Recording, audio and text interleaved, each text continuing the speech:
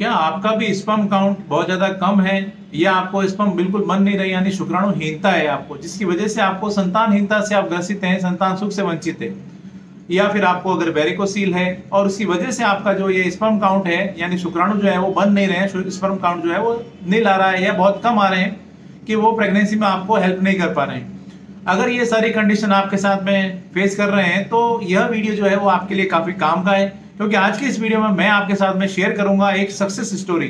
कि हमारे पास में एक पेशेंट है, वो आए थे। जब ये हमारे पास में आए थे तो बेसिकली ये हमारे पास में आए थे वेरिकोसील के लिए, और जब हमने वेरिकोसील के साथ साथ इनका सीमेन एनालिसिस करवा के देखा था तो इनको जो स्पर्म थे, शुक्राणु जो थे वो नहीं बन रहे थे, वो नील आ रहे थे। और फिर हमने जब इनका ट्रीटमेंट स्टार्ट किया था तो उसके साथ साथ ही जब वापस जांच करा के देखी तो इनके जो स्पर्म थे, स्पर्म बनना शुरू हो गए थे और उनकी एक अच्छी क्वांटिटी जो थी, अच्छे नंबर्स जो थे वो इसमें रिपोर्ट्स में, जैसा कि ये मैं आपके साथ में आगे जाकर इसमें रिपोर्ट शेयर करूंगा। जब आप रिपोर्ट देखेंगे तो आपको पता चलेगा स्पर्म काउंट जो है वो अच्छे खासे इनके बनने शुरू हो गए और उनकी मोटिलिटी भी अच्छी खासी मोटिलिटी भी जो है उसमें वो भी देखने को मिल रही थी। मेरा कहने का मतलब यह है कि अगर पेशेंस के साथ, सब्र के साथ अगर ट्रीटमेंट लिया जाए तो इनफर्टिलिटी या जो संतानहीनता होती है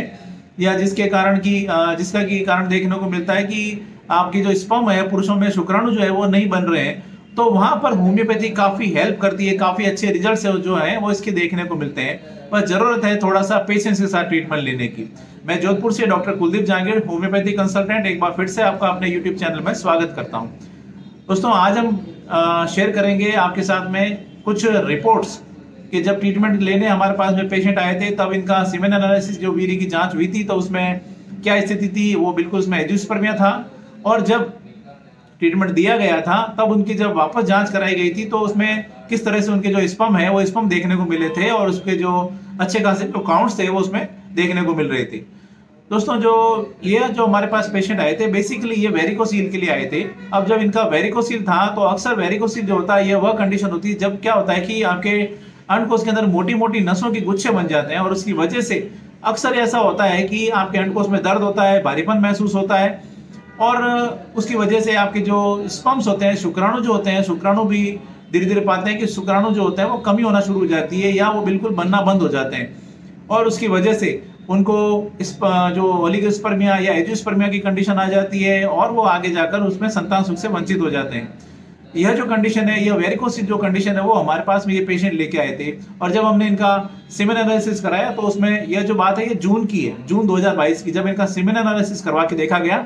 तो इसमें स्पर्म जो है, स्पर्म बिल्कुल नहीं बन रहे थे जैसा कि आप रिपोर्ट्स में देख रहे हैं। और जब इनका हमने ट्रीटमेंट स्टार्ट किया और उसके बाद में हमने जब वापस दिसंबर 2022 में जब इनका वापस से सीमेन एनालिसिस वीर्य की जांच कराई गई तो इसमें कुछ परिवर्तन देखने को मिले, पॉजिटिव साइन देखने को मिले। इनका जो स्पर्म काउंट था, शुक्राणु जो थे वो 20 मिलियन पर ml जो है जो कि उनको देखने को मिले थे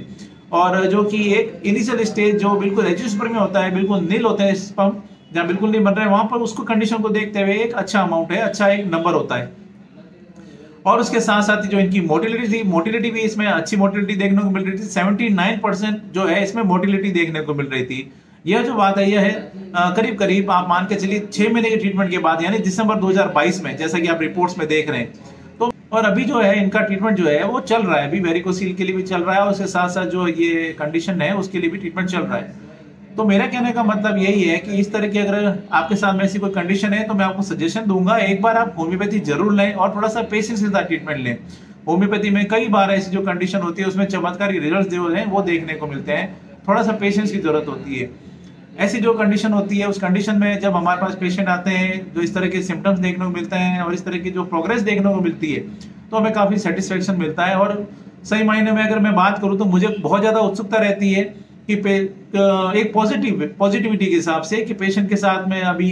कैसे क्या रिपोर्ट्स आने वाली है। और जब इस तरह की रिपोर्ट्स आती है तो मुझे दिल से बहुत ज्यादा खुशी मिलती है कि हमारे प्रयास जो है वो बिल्कुल सही दिशा में है और पेशेंट को बेनिफिट हो रहा है। क्योंकि जब ये इस तरह की कंडीशन होती है उस कंडीशन में पेशेंट काफी परेशान है, उनकी अगर मानसिक स्थिति के बारे में देखा जाए या सोचा जाए तो